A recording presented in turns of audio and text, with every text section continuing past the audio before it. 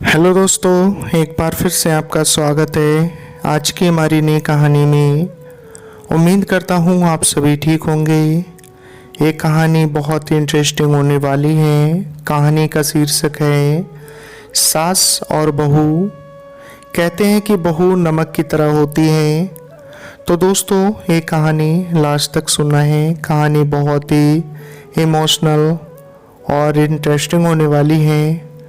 तो चलिए कहानी को स्टार्ट करते हैं। मुरैना भदोही गांव की रहने वाली रेखा इलाहाबाद के एक बड़े व्यापारी जिसका बेटा सरजू था, उसके साथ ब्याह हुआ। नए घर में बड़े ही आदर सम्मान के साथ रेखा ने गृह प्रवेश किया। शादी के 2-3 साल काफ़ी मज़े और खुशी के साथ निकल गए और जैसे जैसे दिन बीतते गए रेखा अपनी जिम्मेदारियों के बोझ तले दबती चली गई। रेखा की सास भी रेखा से काफ़ी खुश थी कि रेखा बहू अपना घर और संसार सब कुछ अच्छी तरह से संभालने लगी है। गर्मी की छुट्टी पड़ गई। रेखा अपने मायके जाने की बात अपने सास से बोली। मम्मी 2 साल हो गए मैं मायके नहीं जा पाई, क्या मैं थोड़ी दिन जाकर आऊं? सास ने जवाब दिया, देखो रेखा, अगले साल चले जाना। रेखा ये सुनकर काफ़ी नाराज और दुखी होकर सोचने लगी कि जब चंचल दीदी हर 3 महीने पर घर आती हैं तो मम्मी काफ़ी खुश होती हैं और कहती हैं कितने दिन के बाद आई हो, और मुझे 2 साल हो गए, मेरे बारे में कोई कुछ सोचता ही नहीं। मेरी खुशी किसी के लिए कोई मायने ही रखती है, और क्या दिन भर इन लोगों को खाना बना के खिलाती रहूं, घर का सारा काम करती रहूं, क्या मेरी यही ज़िंदगी है? और रेखा कमरे में आंसू की धारा समेट दाखिल हुई। शाम को चंचल दीदी आने वाली हैं। देखना मम्मी कितना खुश होती हैं। खाने के अलग अलग फरमाइशों की लड़ी लगती रहेगी कि कभी चंचल दीदी के लिए समोसा बना दो, कभी पालक पनीर तो कभी बिरयानी।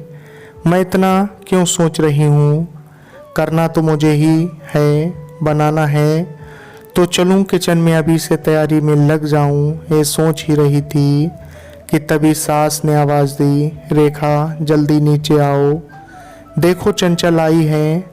रेखा अपने चेहरे पर मुस्कान लिए अपने दुख को अंदर एक कोने में दबाए अपनी ननंद का स्वागत करती है। कैसी हो भाभी? चंचल रेखा से बोली। अच्छी हूँ दीदी, और घर में सब कैसे हैं? अच्छे हैं। अच्छा, हमारे जीजा जी कैसे हैं? चंचल शर्माते हुए कहती है। वह भी कि भाभी अच्छे हैं। अच्छा दीदी आप बैठो, मैं नाश्ता बनाकर लाती हूँ। नहीं नहीं भाभी, कुछ मत बनाओ, मैं भी घर से नाश्ता करके आई हूँ, और भाभी केवल 2-3 घंटे ही रहूँगी क्योंकि सास की तबीयत ठीक नहीं है। आपके जीजा जी उन्हें लखनऊ दिखाने गए हैं। तो वो बोली, तुम अकेली यहाँ क्या करोगी? एक काम करो, तुम अपने मायके जाकर सबसे मिलकर चली जाओ। और मैं आ गई, मुस्कुराते हुए चंचल ने जवाब दिया। अच्छा दीदी रुको, मैं खाना बना देती हूँ, आप भी खा लीजिएगा, और जीजा जी और आपके सास के लिए खाना भी बांध कर दे दूँगी। अरे भाभी मेरे साथ बैठो, बातें करो, शाम तक मैं चली जाऊँगी, खाना तो बनता ही रहेगा। तभी रेखा की सास ने रेखा से कहा, तुम एक काम करो, चंचल के साथ बैठो, बातें करो, मैं कुछ बनाती हूँ।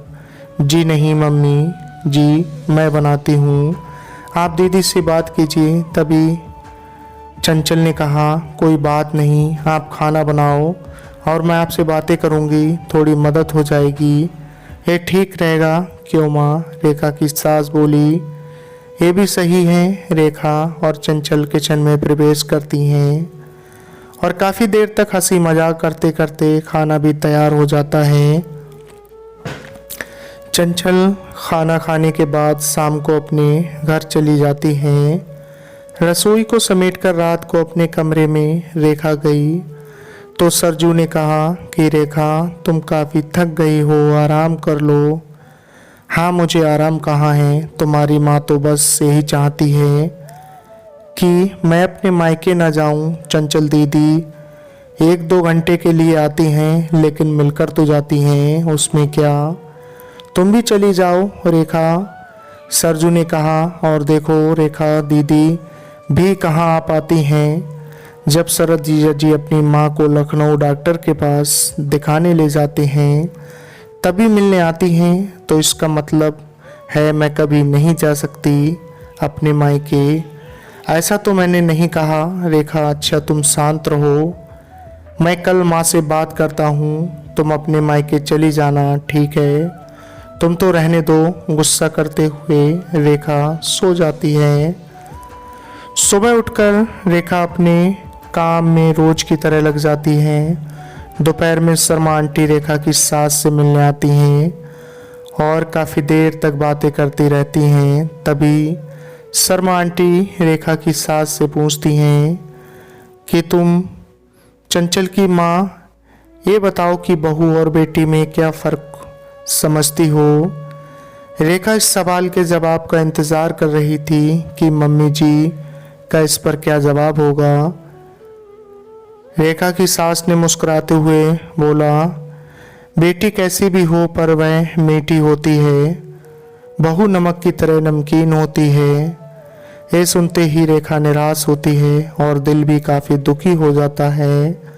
शर्मा आंटी चली जाती हैं। काफ़ी देर तक रेखा ये सोचती हैं कि मैंने मम्मी के साथ क्या बुरा किया है, मम्मी मेरे बारे में ऐसा क्यों सोचती हैं। और वह अब घर में निराश रहने लगती है। निराश रेखा को देखकर एक दिन रेखा की सास ने पूछा, रेखा यहाँ आओ, तुमसे कुछ किसी ने कहा है क्या, या सरजू ने कुछ बोला क्या। कुछ नहीं मम्मी जी। रेखा की आवाज़ में दर्द था। रेखा की सास ने अपने पास बिठाकर पूछा, नहीं। तुम बताओ रेखा क्या हुआ है। रेखा की आंखों में आंसू भर आए और रेखा ने सास को सारी बात बता दी कि कैसे शर्मा आंटी ने आपसे बेटी और बहू में फ़र्क बताया था। ओहो, तो यह सुनकर तुम नाराज़ हो, बस इतनी सी बात। अरे रेखा, मैंने कहा बेटी मीठी होती है, वह चाहे कितनी भी गलती करे उसकी गलती नज़र नहीं आती और वह गुड़ की तरह मुंह में घुल जाती है। और खाने में अगर मीठा ना हो तो कोई फ़र्क नहीं पड़ता। और बहू नमक के समान इसलिए है क्योंकि खाने में अगर नमक ना हो तो खाना बेस्वाद होता है। खाने में नमक मिलने पर हम जो खाना खाते हैं उसी समय नमक के हम कर्जदार बन जाते हैं। ठीक उसी तरह तुम मेरे लिए वही नमक हो। मैं अपने स्वार्थ के लिए तुम्हें कहीं नहीं जाने देती हूँ, क्योंकि तुम्हारे ना रहने पर घर सूना सा लगता है। इस घर को संभालती हो इसलिए हम तुम्हारे कर्जदार हैं। रेखा सारी बात समझ जाती है और अपनी सास के गले लिपटकर रोने लगती हैं। शाम को सरजू जब घर आता है तो अपनी माँ से कहता है कि माँ, रेखा अपने मायके जाना चाहती है। एक दिन के लिए रेखा तपाक के बोल उठी, नहीं नहीं, मुझे नहीं जाना। मैं चली गई तो खाना में कोई स्वाद नहीं रहेगा। सरजू को कुछ समझ नहीं आया कि कल रात मायके जाने के लिए मुझसे कह रही थी, अचानक से इसे क्या हो गया। सरजू सोचने लगा कि इन औरतों को समझना मर्दों के बस के परे है। रेखा की सास रेखा के सिर पर हाथ फेर कर और बोली, बेटी आराम करो। और सरजू एक टक लगाकर रेखा और अपनी माँ को देखता रहा। तो दोस्तों, बस इतनी सी थी ये कहानी सास और बहू को लेकर। कहानी आपको कैसी लगी हमें कमेंट बॉक्स में ज़रूर बताएं। मिलते फिर अगली वीडियो में एक नई कहानी लेकर। आपने अपना कीमती वक्त दिया, तब तक के लिए धन्यवाद।